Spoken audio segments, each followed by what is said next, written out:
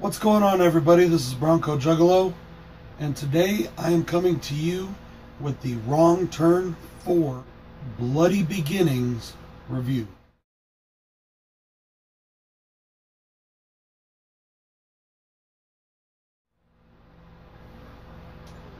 This movie was written and directed by Declan O'Brien, who also did Part 3, and stars Jenny Budowick as our quote-unquote final girl, Kenya.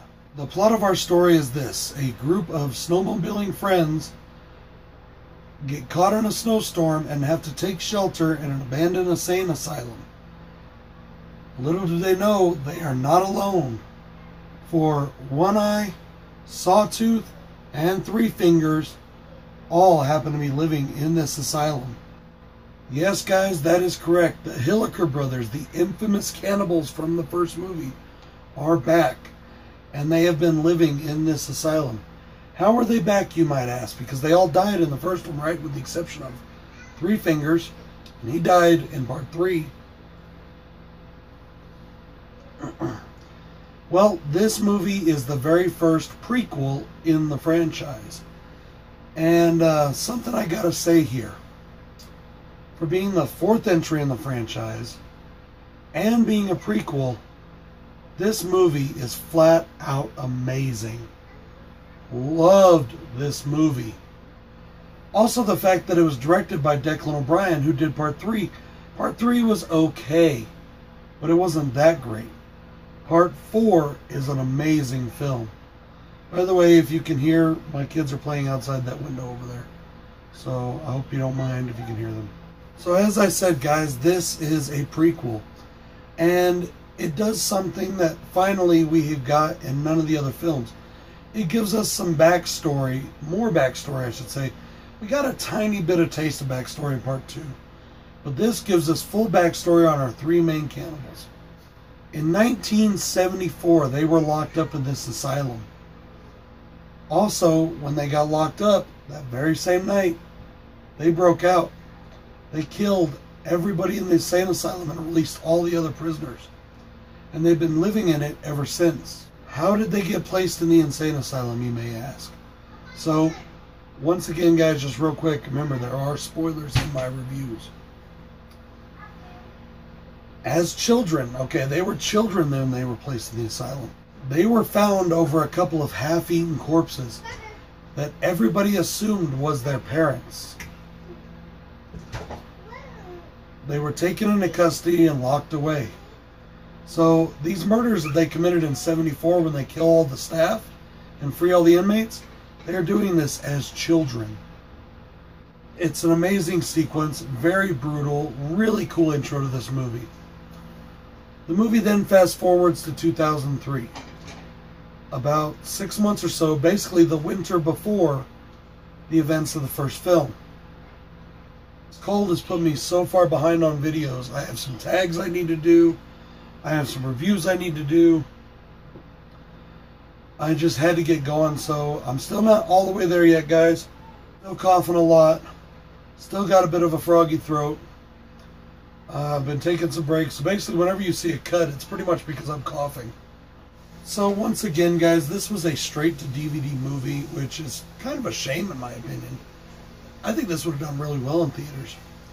It had a $2 million budget, and DVD sales up to 2017 were at $3.1 million. So it's done pretty well on Blu-ray and DVD for itself. And that doesn't count, you know, when you buy it as part of a pack or a series or anything like that. Getting right into pros and cons, guys, we're going to start with the cons. Because I only have one, and that is the generic, interchangeable, secondary MTV pretty characters.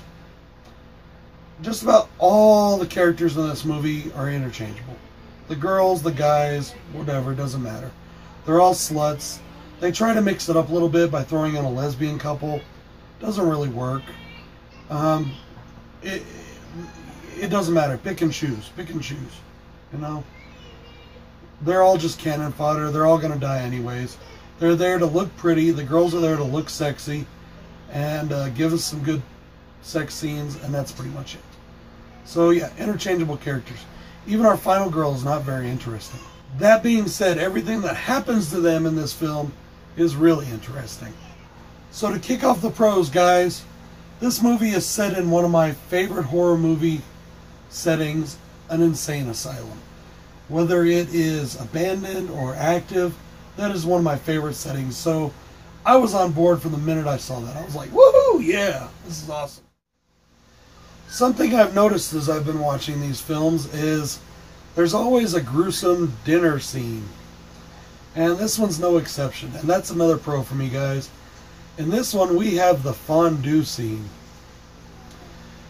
Okay, so the three cannibals, one eye, sawtooth, and three fingers, they are cutting up pieces of a body that's still alive. And while they're slicing pieces off him, they are literally dipping them in the fondue oil, cooking it right there in front of him, and eating him while he's watching. My next pro is something that I call the hillbilly Heimlich. Now this one I'm not going to go into details. I want you to see it. It's fucking awesome. Watch the movie. You'll know what I mean when I say hillbilly Heimlich as soon as you see it. Check it out. It's awesome. Once again, guys, this movie has some great practical effects. Something that this franchise has become a little known for. Gruesome kills, practical looking kills, very gritty, very realistic, and the special effects in it are second to none. I absolutely love them in this movie. They are absolutely amazing looking. It looks so awesome and so good. Another big pro for me, guys, is the cinematography. The shots in this movie, whether inside or outside. Especially the outside shots, though. The outside shots are just beautifully done. They look so good. It's so beautiful. The settings are gorgeous. The inside of the asylum is great looking. This whole movie just looks good. I love the look and feel of this movie. Oh, guys, this is definitely being... I definitely think Part 4 is my favorite in this series so far. Maybe even more than Part 1. I really enjoyed Part 4, guys. Awesome kills. So that's the next pro. Awesome kill scenes. We get a barbed wire hanging decapitation. We get a doctor gets put up in like a rack, basically, like what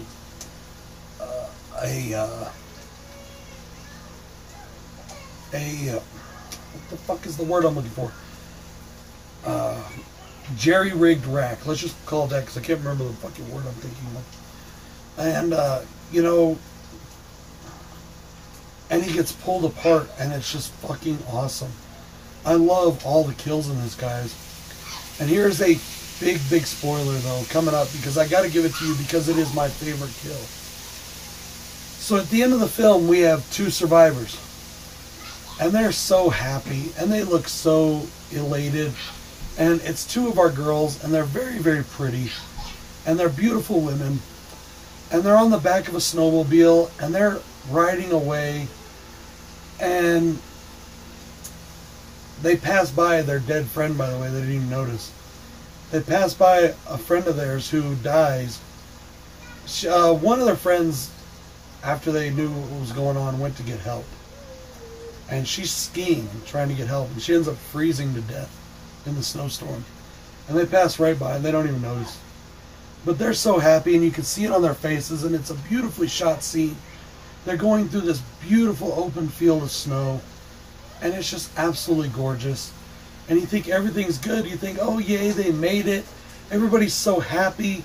The energy in the room is cheerful, and you're like, yay, they made it, yay. And then, and both of their heads go sailing through the air. They came across a barbed wire fence they couldn't even see. And it decapitated both of them. And it was beautiful, guys. Shot so well. Looked amazing. Three Fingers comes along, picks up the heads, puts them in the truck from the first movie, the tow truck, and they drive off, I'm assuming, towards the cabin and the setting of the first film. Like I said, guys, I love this movie. It was so much fun. If you haven't seen it, definitely check it out. I'm sorry if I spoiled any of it for you, but remember, with my reviews, unless it's a brand new movie that just came out, I usually give spoilers. So far, this is a franchise I recommend very much. I still have 2 more movies to watch. I haven't watched them yet. I've been very patiently watching, so definitely. Part 4, even the disc looks nice. Go check it out. If you're at Walmart, they have this there for $12. It's all 6 films. That's $2 a movie, guys. You can't beat that.